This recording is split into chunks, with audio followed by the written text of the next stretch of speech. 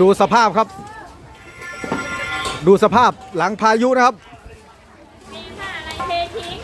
ดูสภาพดูแล้วก็สนุกดีอยู่นะ ดูสภาพครับเต็นท์หักเลยนี่ระนาดครับเอาเนี่ยครับสภาพ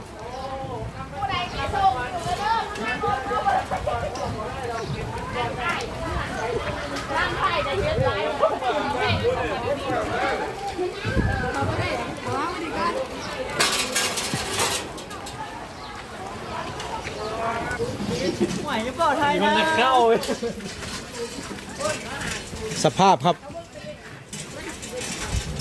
หลังพายุกระหน่ำครับสภาพครับเละตุ้มเป๊ะครับ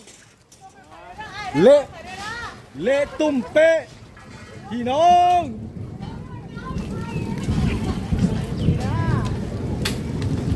มาแล้ว